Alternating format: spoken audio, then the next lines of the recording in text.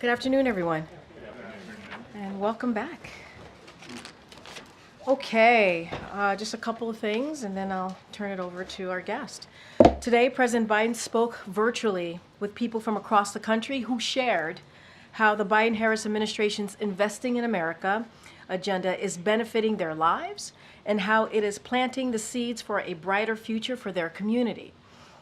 The call included local elected officials, community leaders, and people who are benefiting directly from the Biden-Harris administration's agenda, including from lowering healthcare and energy cost, local economic development, once-in-a-generation investments into America's infrastructure, and competitiveness, and so much more. This is the first in a series of conversation President Biden will have in the upcoming weeks. He will talk about how the Biden-Harris administration's historic agenda is creating jobs and opportunity, strengthening communities, lowering costs, and building a better future for Americans. Looking ahead to the president's schedule for the rest of the week, on Thursday, the president will travel to Wisconsin. On Friday, he will travel to Michigan. During these visits, the president will highlight how his Investing in America agenda is ensuring a brighter, more prosperous future for families. And now I am thrilled to introduce Secretary Tom Perez, former Secretary of the Department of Labor, obviously, Director of Intergovernmental Affairs, to talk about his engagement and what he's experienced on the ground, talking about investing in America, and also talking a little bit about what the president was able to do moments ago. Excellent. All right. Thanks, Karine. Good afternoon, everyone.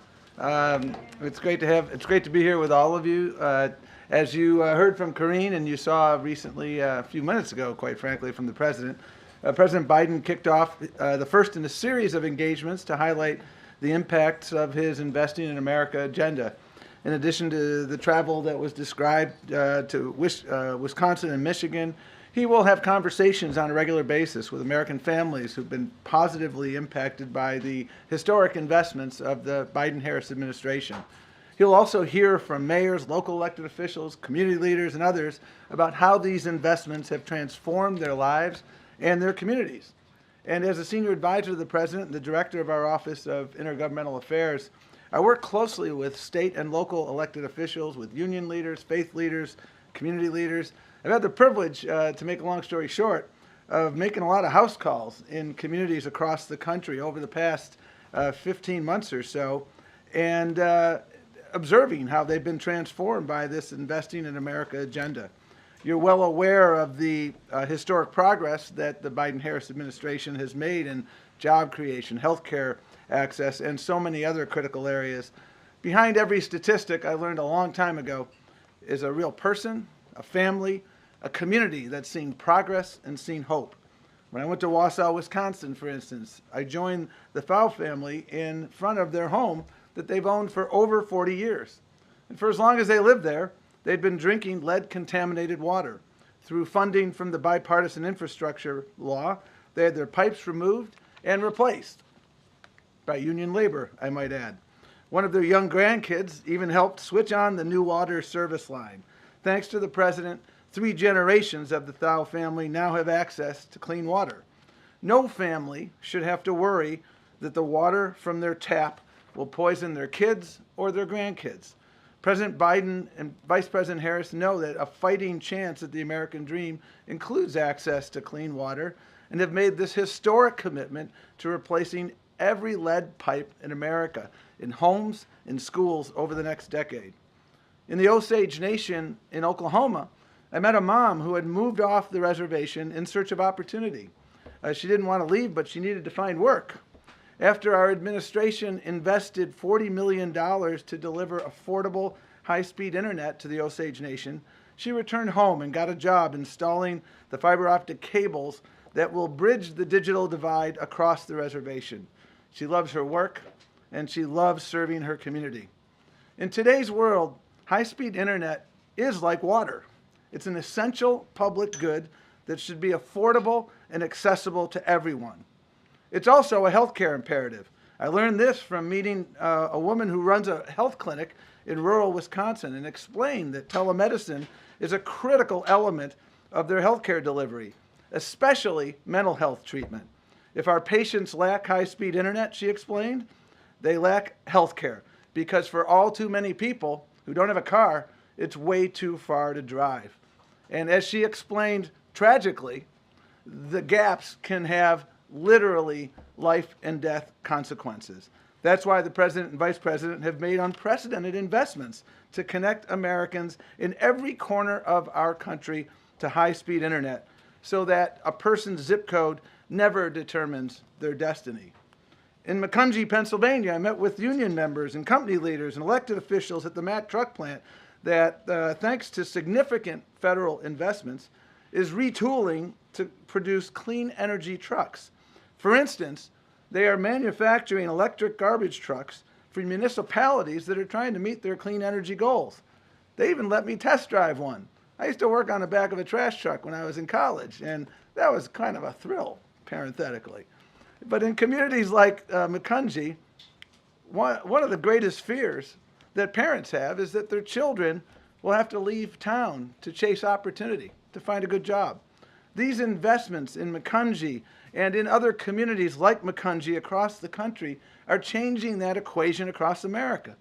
Grandparents don't have to get on a plane to see their grandkids because their sons and daughters have gainful employment in local union shops like the Mack truck plant. An IBEW member from Alaska told me a while ago that, thanks to the infrastructure investments from the Biden-Harris administration, he has work for the rest of his career. And his son, who also is now a member of the union, has worked for years to come. I frankly heard the same thing yesterday from union members in Pittsburgh when I traveled there with the president. The sense of hope and optimism is indeed contagious. I was with Mayor Turk in Allentown, Pennsylvania, and he introduced me to the De La Rosa family, a hardworking family that was struggling to make ends meet because the dad had some health issues and was having some challenges. But thanks to funding from the American Rescue Plan, they were able to move out of their very small apartment that didn't meet their needs into a subsidized, newly constructed townhouse apartment that finally gave their family some breathing room.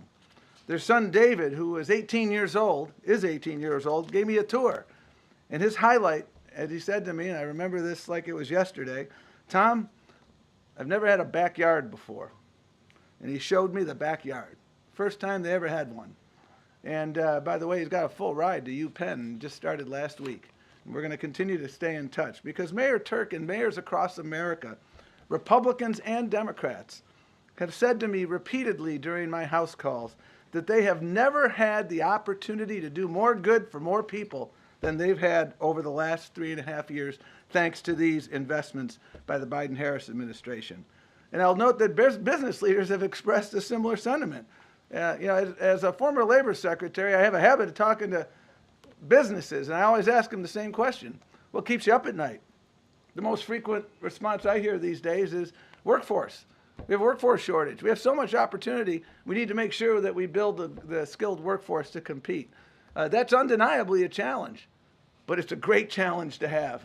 And it certainly beats the alternative, which is having no work. And one of the glaring lessons I've learned from my travel and conversations with these mayors is how prior waves of infrastructure investment actually created or exacerbated opportunity divides in communities across the country. The fact that American English has the phrase wrong side of the tracks tells you everything you need to know about our awareness deep down that infrastructure can divide just as much as it can connect. In my travels to places like Pittsburgh, Milwaukee, Buffalo, Denver, Syracuse, to name only a few, I observed firsthand how prior infrastructure projects from prior generations, like highways and bridges, literally cut generations of families of color off from opportunity, all in the name of progress. In partnership with mayors and state and other local officials, we have been steadily investing to redress these historical wrongs, including impacted communities in the process. In each of these cities, I've heard from residents who are encouraged by the possibilities these investments present for them and for their communities. Smoother transportation routes equal access to jobs, education, and healthcare. More green space, cleaner air. In short, reconnecting communities has been about and will continue to be about reconnecting opportunities. We want out of the shadows. That was what a person in Syracuse, New York said to me, referring to literally the shadow that I-81 cast along the middle of her neighborhood when it tore it apart. That's ultimately what investing in America is designed to do. It's designed to lift communities out of the shadows, lift the tide so that it floats all the boats, not just the yachts.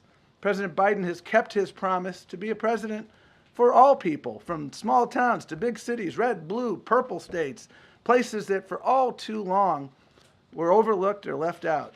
Because of the president's actions and the vice president's actions and vision, Americans all over the country are seeing and feeling a better, fairer, and more prosperous future on the horizon, a future of endless possibilities. I've had the privilege of seeing those possibilities, and it is indeed exciting. So thank you, and we're happy to take whatever questions folks have. Thank you. Thanks for being here. Just on the investing in America agenda that you were talking about, is there anything you can share on just how the president's thinking about these projects, these goals might have shifted, how he may be sort of reorienting himself since he decided not to seek a second term, for example? Are there projects that he is now viewing with added urgency than compared to a couple months ago? Well, I think the president views every project with urgency because he knows that behind every project is a community clamoring for change and hope and opportunity. And, you know, throughout all of these projects, we have seen real progress. I mentioned Internet for all. We're making progress through the infrastructure bill in ensuring that we are dealing with middle mile, last mile, every mile. And this work is going to continue. I'm frequently asked, well, you know, can we do this faster? And the president has a healthy impatience for progress. And so we're going to continue working with our agency partners to ensure that we can break ground on every project where we've moved forward and get as much done as soon as possible. But, you know, when you're trying to correct a problem that is 50 and 60 years in the making, you know, the reality is that you don't replace every lead pipe overnight. It's not an on-off switch, but we're making tremendous progress. The president and the vice president are very good at setting benchmarks and holding ourselves accountable. The cabinet secretaries as well, and so we'll continue that work. Thanks. In your travels to Pittsburgh and throughout the Rust Belt, what kinds of conversations are you having with unions, companies, workers about the proposed takeover of U.S. Steel and what that would mean, and how is it informing administration policy right now? Well, the president spoke very clearly about that fact yesterday. Well, he's spoken about it multiple times, as recently as yesterday. U.S. Steel is an iconic United States company, and in his judgment, should remain an iconic United States company. And so I think the president has been very clear on that and will continue to be. And our conversations yesterday with union members were very much along those lines. And is the administration going to actively move to block that deal? Well, there's a process underway now that is working its way through, and I won't comment further because I want to respect that process. Thank you. So I've been talking to a lot of voters in battleground states, and the top issue I hear over and over again is the economy. They still feel like prices are too high and that wages and opportunities aren't keeping up. So why do you think so many Americans are either unaware of Biden's economic investments or haven't felt those benefits? And will any part of the Investing in America agenda impact voters between now and November? Well, I mean, it's always important to understand where we were, where we've come, and where we need to go.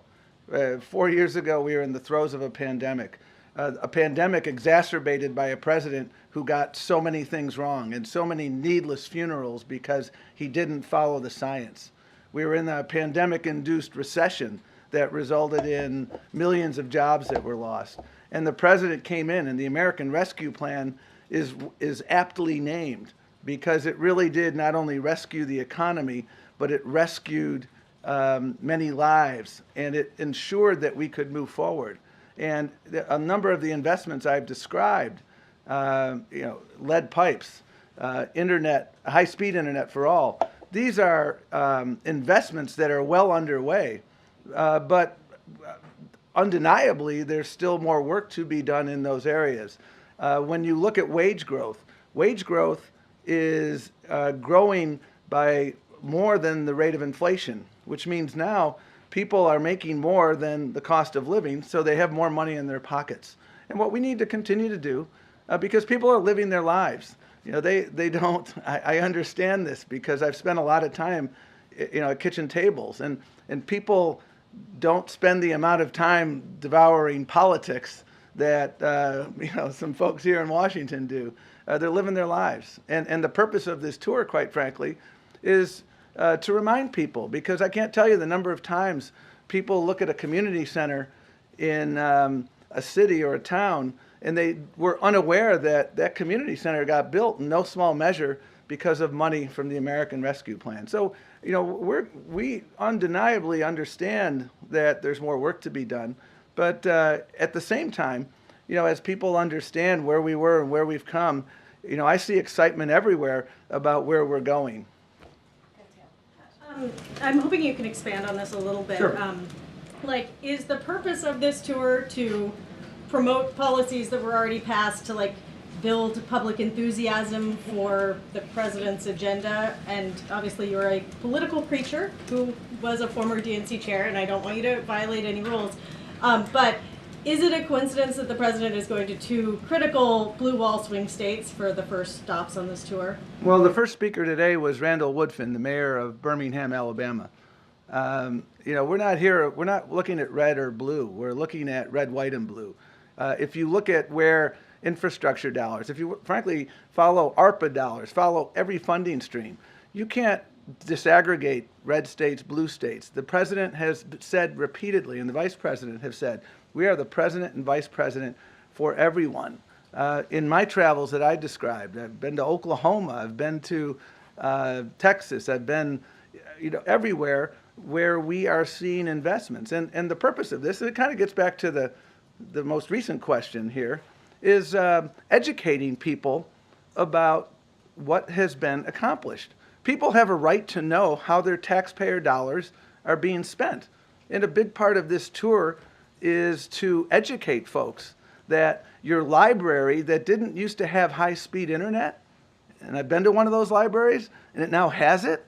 And by the way, libraries are workforce hubs in many communities because that's where people go to do interviews. That's where people who are, don't have a computer at home go to write their resumes and things of that nature.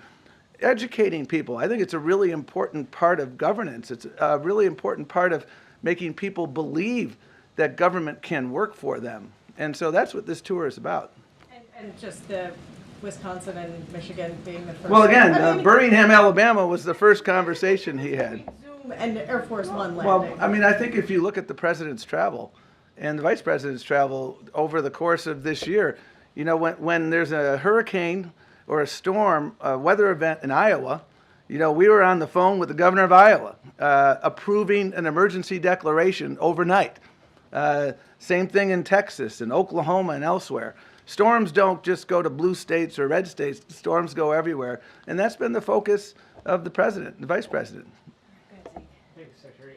I want to put two things together that you said. Sure. You said the purpose of this tour is to remind people what the president has done for them. You also said taxpayers have a right to know how their tax dollars are getting spent. So how much, can you account for what the budget is for the Biden promotional piece, or the reminding voters of what the president has done for them, this Air Force One travel, the events that he's been holding versus spending that money back in their communities?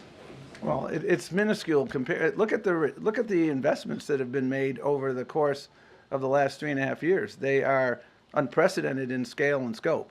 And I can take you to virtually every community across the country, and we can take a tour, and you can see where ARPA dollars were put to bear, where you now have a new housing project. The project in Allentown, Pennsylvania, was ARPA dollars and some HUD dollars. and they were put together. And so I think it's really important for folks, and again, it gets back to her question of a few minutes ago, to educate people about the fact that government can work. There have been a lot of folks over the course of a long period of time who have tried to shake people's faith in government. And if there's one thing I've seen over the course of the last 3.5 years, and I'm also a former local elected official, when you're working with mayors and county executives and they're able, and you're working together with them, they're the people that get seen in the supermarket and and your local church or your mosque or your synagogue. And when you're able to talk to them and explain to them, here's how we're improving our education system through these investments. When you're able to show folks that, this bridge, finally, people used to talk about infrastructure week, but we now have an infrastructure decade. The Brent Spence Bridge is not an idle hope. It's about to break ground in the months or so ahead because of work from actually Republican and Democratic people coming together. But why should taxpayers foot that bill to burnish the president's legacy? Should campaign dollars? This isn't a legacy issue. This is about educating the American people about what we're doing and what we're accomplishing so that they can see the fruits of their taxpayer investments. Hi, Tom. Thanks for doing this. There's one word that I did not hear in your remarks, and that's Bidenomics. So is this infrastructure spending part of Bidenomics? This infrastructure spending is part of ensuring that every community in the country, you have safe infrastructure, you have infrastructure projects that are inspired by considerations of equity. So you're not building I-43 and I-94 in Milwaukee by taking out 15,000 black homes and 1,500 black businesses. And people can understand that it's a project that's going to work for everyone. That's everything that the president has done, whether it's the CHIPS and Science Act, whether it's the infrastructure bill, whether it's the American Rescue Plan, whether it's the Butch-Lewis Act, which helped literally millions of retirees retain their pension, their hard-earned pension. These are all about opportunity and making sure that people get a fair shake and making sure we're addressing our climate imperatives and making sure we're building an economy that works for everyone. But it's not using the word Bidenomics and acknowledgement that messaging didn't work. It's about results. And that's what this tour is about, showing results from our investments. It was a yes or no question. You talked a moment ago about high-speed internet, and I wanted to ask you, Brendan Carr, one of the commissioners on the FCC, has expressed frustration that despite the $42 billion that was included in the president's infrastructure bill in 2021 through a program called the Broadband Equity Access and Development Program, that not a single project is underway and not a single home has been connected to broadband as a result.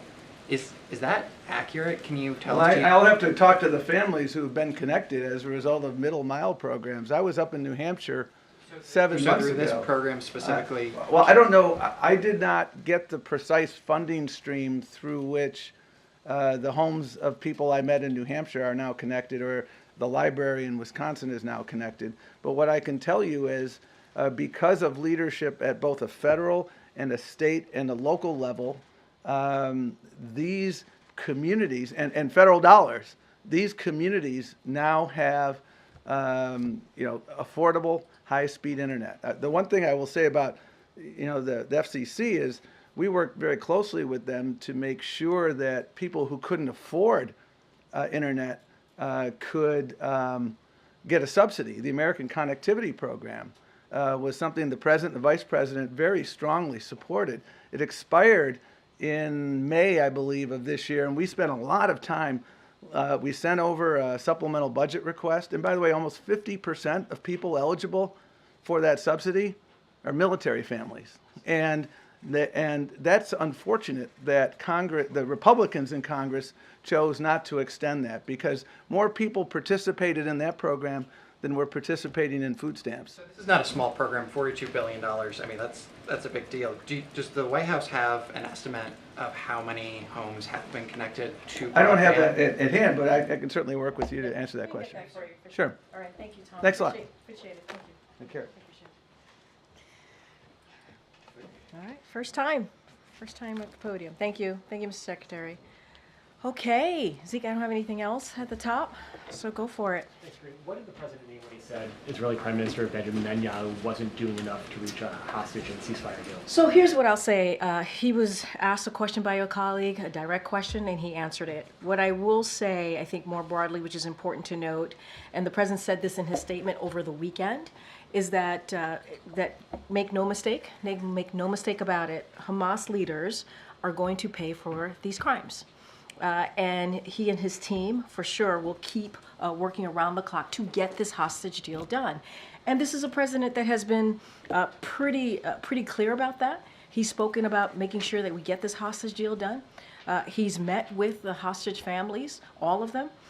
We know that the National Security Advisor, Jake Sullivan, is going to have a conversation with the American hostages this week. And so this is something that we are working again around the clock, 24/7. This is something his team is really steadfast, making sure that they're continue to be focused on this. And look, our teams are in constant conversation with the Israeli government on all levels on a daily basis. And I think that's important to note as well. But we will make no mistake as to who is responsible for this, and this is Hamas leaders. Specifically to my question, what did the president mean that Benjamin Netanyahu is not doing enough?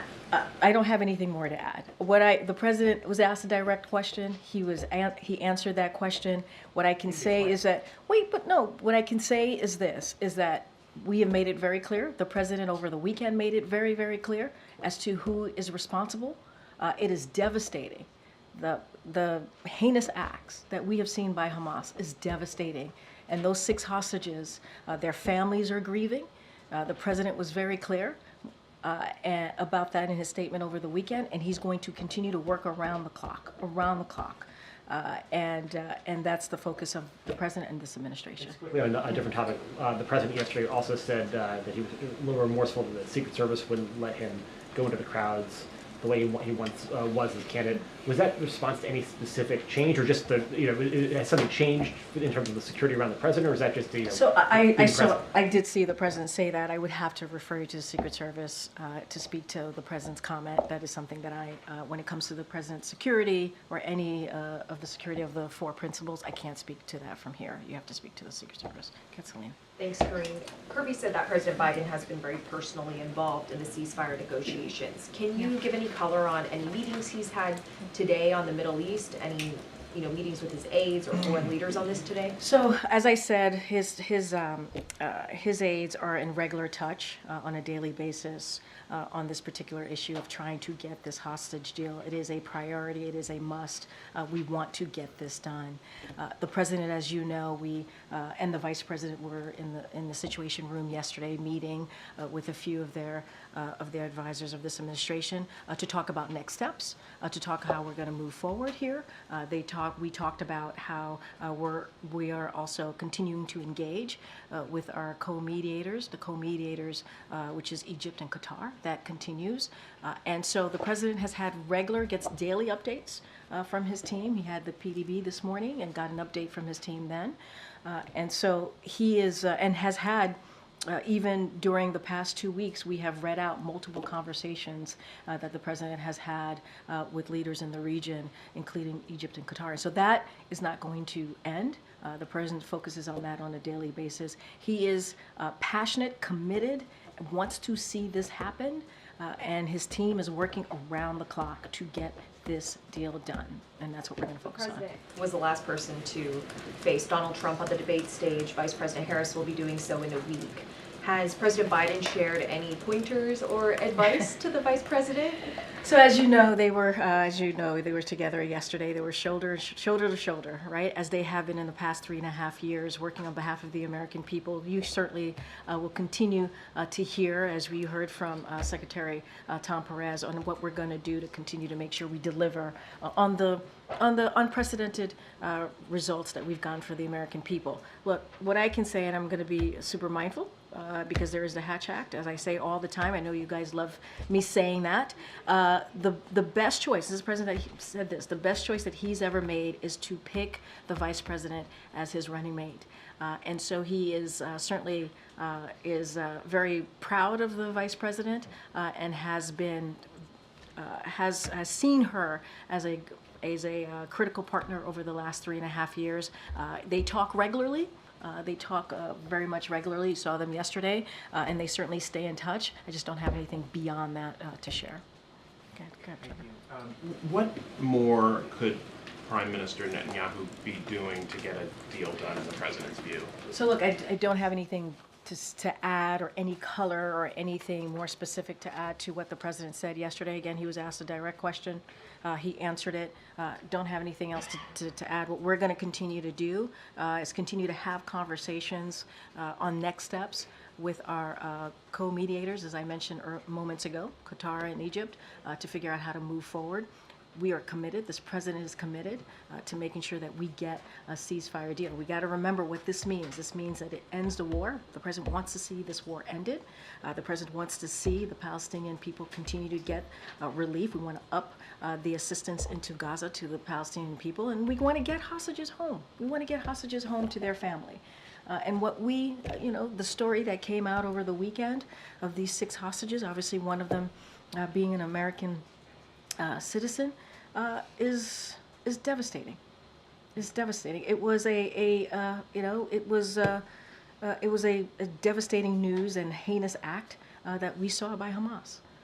Does the president regard any of the Israeli demands that have been put on the table during these negotiations as unreasonable? I'm not going to negotiate from here. As my colleague from NSC, Admiral Kirby, said as well, we just are not going to negotiate from here. We're not going to go point by point here. We are looking at all options, as we have said before, and we're going to continue to have those consultations with co-mediators, Qatar and Egypt. I just don't want to get ahead of that from here. Does the president see Prime Minister Netanyahu as a good faith actor in these negotiations? Look, the president sees the prime minister as someone he has known for some time now, for decades. They tend to have honest conversations, direct conversations. I'm going to not get into a yes or no here. I'm going to get into what I know their relationship to be. And I think that's what's important. The president wants to get this done. And I'm just going to leave it there. Okay, and when is the president going to speak to the prime minister next? I don't have anything to read out. As you know, over the past several months, almost a year now, the president has talked to the prime minister several times, and we have read out those conversations. I just don't have anything else beyond that. And I also added a couple times moments ago that our team here talks regularly to the Israeli government on all levels on a daily basis, because we want to get this done. We want to get this done. Okay. Thanks, Karine. You referenced the president's statement over the weekend saying that Hamas leaders will pay for their crimes.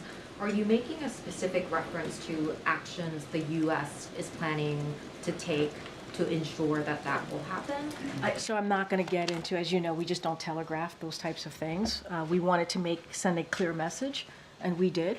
The latest events were heinous. There were heinous murders, and Hamas has even more American blood on its hands, and that's what we want to make sure. And as you stated to me, Hamas leaders will pay for this crime.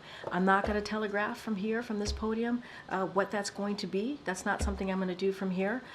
But we wanted to make it very clear about who's responsible and how, and where the United States is on this. You are saying that you are referring to that outcome coming from the U.S.'s actions. Can you just clarify whether you're talking just generally about eventually Hamas will pay for what they have done, or are you talking about the administration ensuring that something will happen, action will be taken to make sure that Hamas leaders will pay for I'm their not going to crimes? go beyond the statement.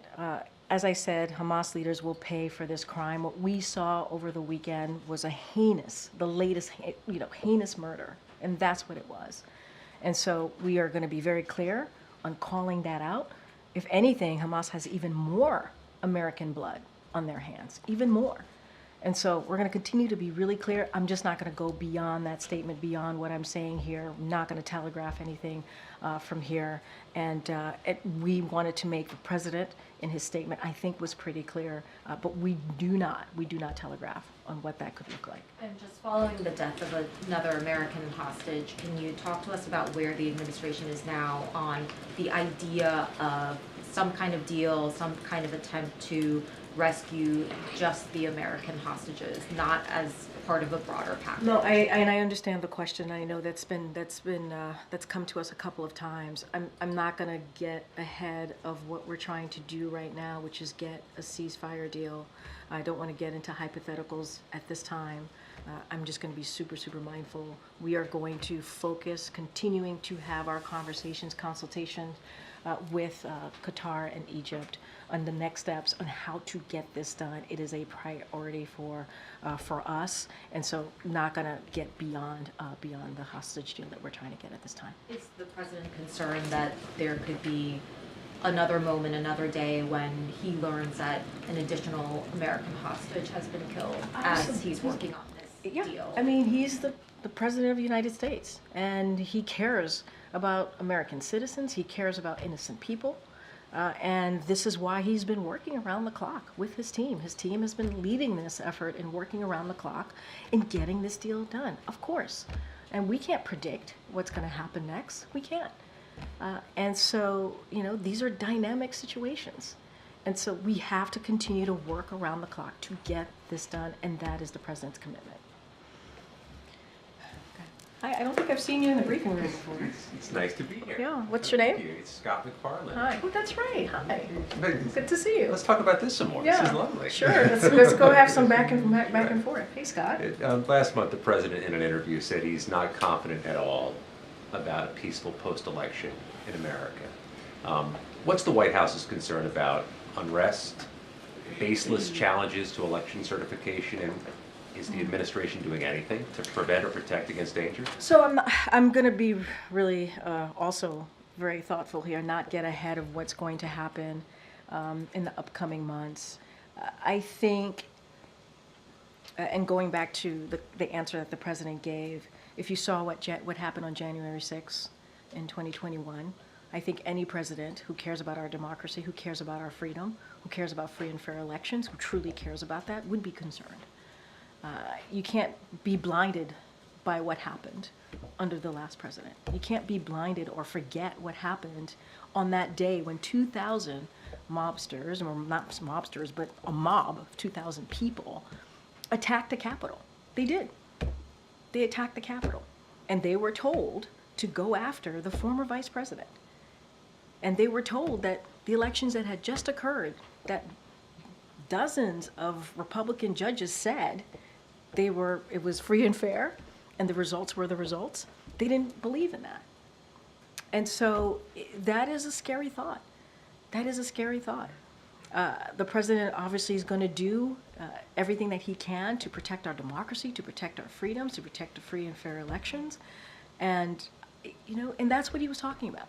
All you got to do is go back 3 years and see what happened and see what the former president did and what he led, But obviously, I'm not going to dive into the specifics of that. There's an investigation, but we heard from the former president what he said directly, and so I'm going to be super mindful. But the president said it himself. He has concerns. So there's a lot at stake here, something that I've said before. And we know that the American people, we saw this in 2022, they care about our democracy.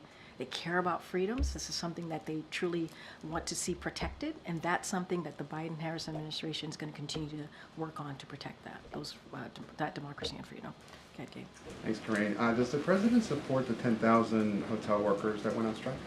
So we have seen the reporting of what's currently happening with Unite Here. The president was out and about yesterday with the vice president in Pittsburgh on Labor Day, which is something that Obviously, the president, when it comes to labor, when it comes to being the most pro-union president, he is very proud to have that title. Look, so what I can say as far as Unite Here and the 10,000 workers, I believe in 24 or 25 hotels that we're talking about now. We support collective bargaining. That's something that the president has said throughout his career and believe it's the best way for Americans, American workers and employers to come to agreement that works for all parties. All workers, including hospitality workers, should have good jobs with fair pay and benefits that give them the opportunity to provide not just for themselves but also for their families. And that's what the president wants to see. So what we will encourage, this is what we've done before when we've seen these types of strikes, is we encourage for folks to come to the table, negotiate in good faith towards reaching a strong contract. And that's what the president believes, and that's what the president wants to see. And also, has the White House been in touch with Turkish authorities over the attack on the 2 Marines in Turkey? So obviously we're troubled by the assault that we have seen, that you all have been covering on the U.S. service members, and are happy to hear that they are safe now and have returned to the USS WASP. I believe the National Security Advisor was going to put out a statement, Jake Sullivan, on this. If he hasn't, I'm sure it's coming shortly. We appreciate the Turkish police, the actions that they have taken.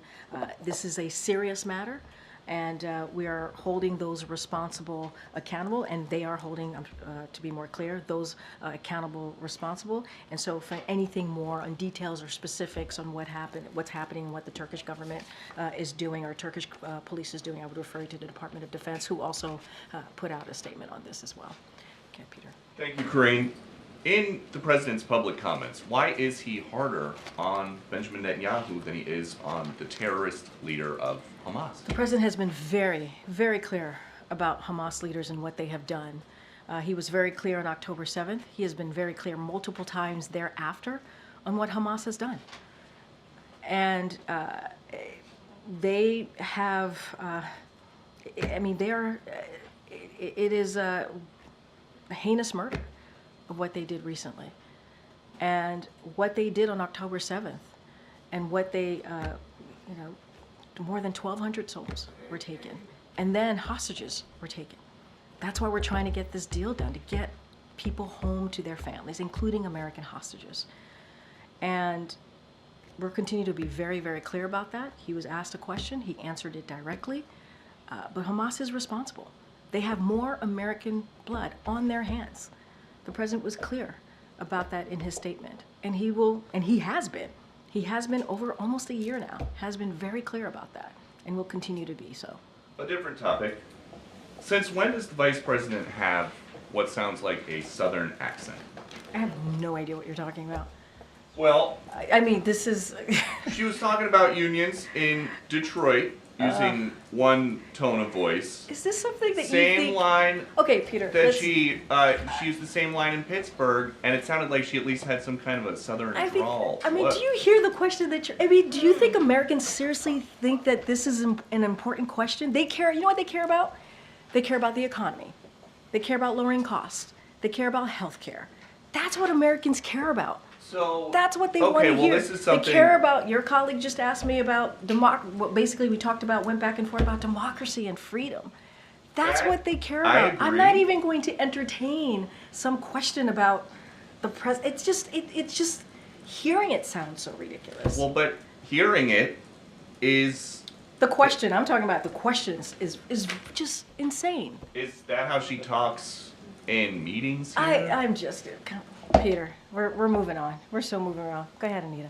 Thanks. Starting with Ukraine and this recent attack, has there shifted the administration's response to Ukraine's request to be able to do long-term strikes in Russia? And then just quickly, when the General Assembly happens, we understand that Zelensky's going to come to the U.S. Is he going to meet with President Biden and Vice President Harris?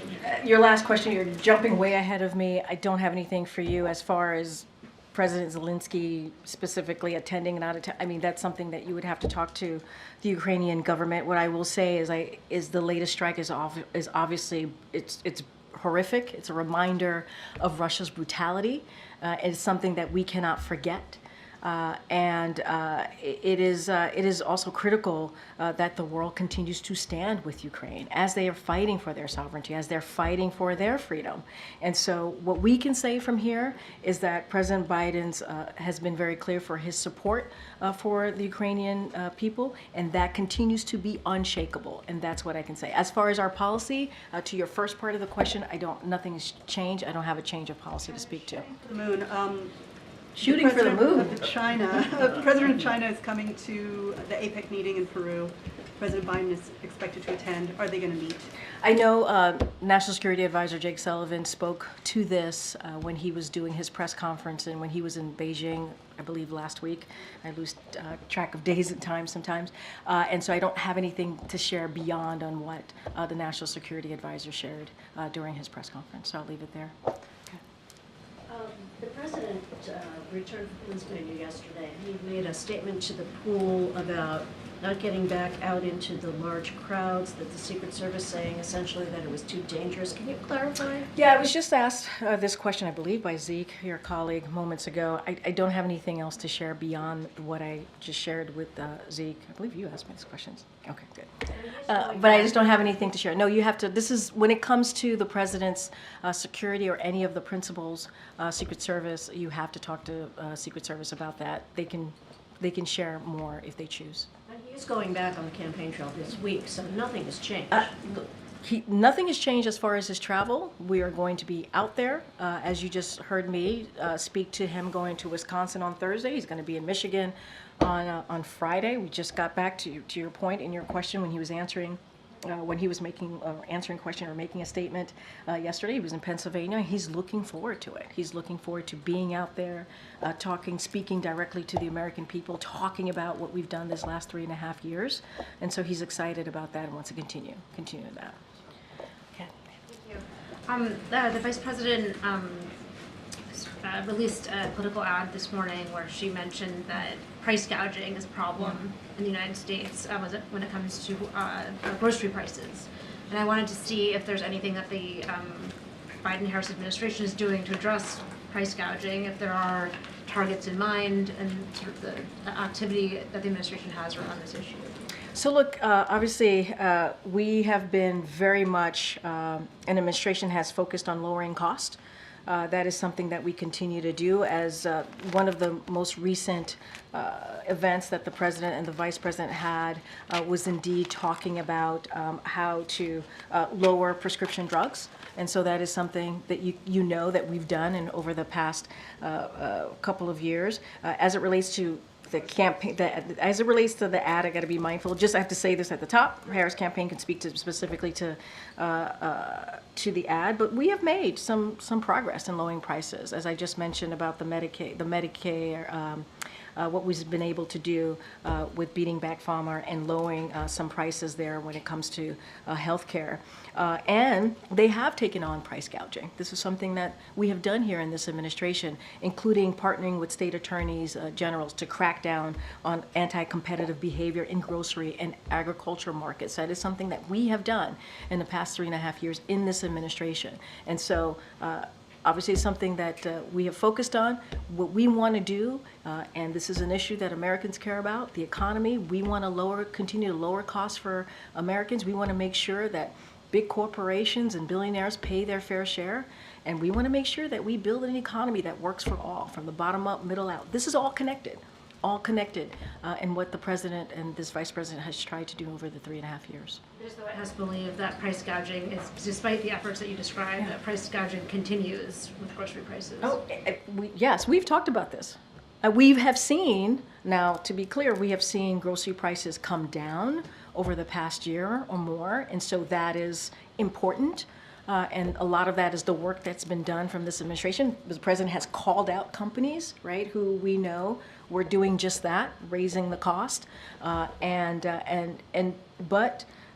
what we believe is that we want to make sure that Americans are not played for suckers. You've heard the president say this. They are not played for suckers, and that we're going to continue to do everything that we can to protect them.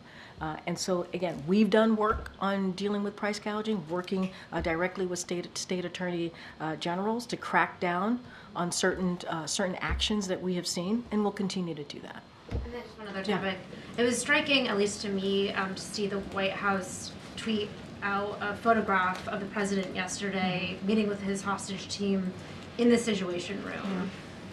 Is there a military option that's being considered to help release the U.S. citizens that are being held against their will? Yeah, it's a very similar question that I just got from your colleague. I appreciate the question. I'm not going to get into any plans or policies from here. That is not something that I'm going to do. What I can say, and this is something that we have talked about, something that you've heard from this administration, is we are going to continue to get that ceasefire deal. We believe it is critical. We believe it's important to get that done. We want to see this war end. We want to see hostages come home, including American hostages, come home to their families. I just don't have anything beyond or outside of working around the clock to get the ceasefire You're deal. not rolling out the idea. I'm not. I just cannot get into that from here. What I can speak to is the ceasefire deal that we've been working on to get. We believe we're closer and closer, and that is our focus. That is the president's focus. I'm not going to speak to military operations. I'm not going to do that. That's not something that I could do from here. I would never do that. Never telegraph anything like that from here, and not from this podium. And so that's what I can say. Our focus, ceasefire deal, working continuously with our co-mediators, Qatar and Egypt, on next steps on getting to that hostage deal. That's our focus. Okay. What's the White House reaction to the UK's decision to withhold some arms from Israel over those concerns about that they would be used essentially to violate international law? So I know that they've spoken to this, the UK government, so certainly I would refer you to the UK on their own determination and what that actually means, what standards under the UK law specifically, and how it's been applied here.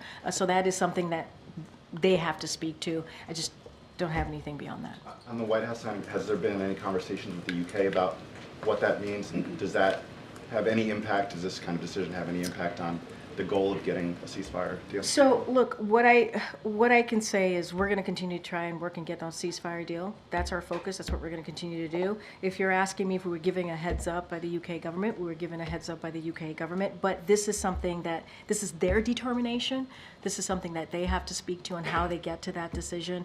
We are determined to get and committed to get the ceasefire deal. Our commitment to Israel's security remains ironclad. That is something that we're committed to, and we've said this. We've said this from this podium many times. Israel faces a number of threats from throughout the region, and so that is ironclad. That has not changed. But we are trying to get that ceasefire deal working around the clock. That's what we want to see. That's our focus. Okay. How concerned is the White House for Vladimir Putin getting a red carpet welcome in Mongolia despite an arrest warrant of the ICC? So look, so obviously we're aware of the visit, of Putin's visit to Mongolia, and we have said this before, and I'll say it here. We don't believe any country should give Putin a platform to promote his war of aggression against Ukraine. There is no doubt that members of Russia's forces and other Russian officials are committing war crimes or other violations of international law in Ukraine. And we have been clear that those responsible must be held to account. We expect that Mongolia will adhere to its commitment to and support for the principles of the UN Charter, including sovereignty and territorial integrity, and convey that these principles must be upheld across the world, in Europe as it is in Asia. So that's what we want to see. Gotcha. Thanks a lot, Karine. On the Investing in America event that we had earlier today, the events that the President will have later this week, obviously the President wants credit for his domestic legislative accomplishments. Has the administration just simply considered putting a sign on an infrastructure project saying this infrastructure project brought to you by the Biden administration? So I believe when we've traveled, I've seen some of those signs, and so that's not uncommon, right? To see signs when a big project or a big legislation is passed into law, and there's federal funding. To see signs like that, I think I've seen it across the country when we've traveled. But look, this is about, and this is very much what the Secretary was saying, is that making sure Americans know what this administration has done, making sure they know what's available to them, making sure that there are opportunities, whether it's the economy and lowering costs, whether it's making sure that you can buy a home, an affordable home, medication that you might need, because because you're paying too much, and because Big Pharma was certainly gouging you, and so the president has been able to beat Big Pharma. Those are things that the American people need to know. They need to know what this administration has done, and this is what we've been doing the 3.5 years. Yes, we're talking about Wisconsin, we're talking about Michigan, and obviously the president was in Pennsylvania yesterday, but this is one of the things that the president enjoys doing, being out there talking directly to the American people, and also making sure that news gets there, right? That gets there about what this administration has done, and what we will continue to do in the final 4 months of his term. And the president was out with the vice president yesterday in Pittsburgh, Pennsylvania. What do you think he brings to the table when he is right there beside the vice president as she is campaigning for president? You just talked about investing for America. You just asked me, you just heard from the secretary about his own experiences. He gave anecdotal stories about what he has seen across the country with what the president's Investing in America agenda has done to change their lives. That could not have been done without the president's leadership. It couldn't have. And I think the American people understand that. They understand that leadership matters. They understand that this was a partnership that was done between the president and the vice president. And they understand that the president has been, if you think about senator for 36 years, president for vice president for 8 years, and now president, he brought leadership and experience and was able to reach across the aisle to get historic legislation passed. The secretary talked about Infrastructure Week. In the last administration, that was a joke. It was. We would all joke about how, to this week again is Infrastructure Week.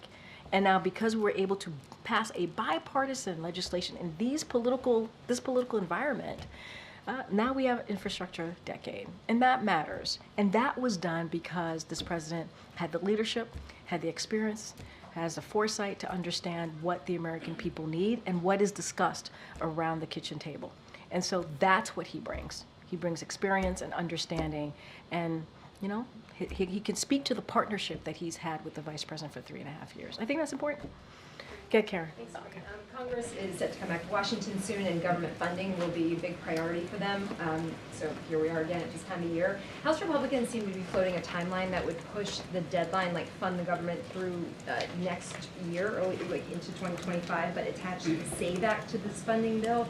What is the White House position on the timeline of that and including that at this point? So, look, and you're right, here we are again, another time period during this year, this time of year, I should say. Look, House Republicans need to stop wasting time on extreme policies and do their job and keep the government open, and they could do that by passing a clean CR. A clean CR. This is something that they can do. And so, look, we said it in a statement of an administrative policy. We said this in July. We strongly oppose this Republican stunt. And as fact checkers across the board have made clear, it is already illegal for non-citizens to vote in federal elections. It's already illegal. If congressional Republicans truly cared, if they really cared about fixing the broken immigration system and securing our border, they would actually pass this bipartisan proposal that came out of the Senate. Instead, they got out of the way because of what the former president said to them. Donald Trump said, do not pass it. Do not move forward with this proposal.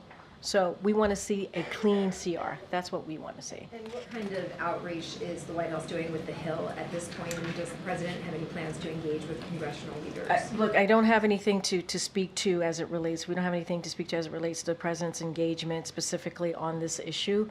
As you know, we have an Office of Leg Affairs. That Office of Leg Affairs is in constant contact with members in Congress about an array of issues, important matters that the American people care about, and so we're continuing to do that. All right, everybody. Thanks. See you tomorrow.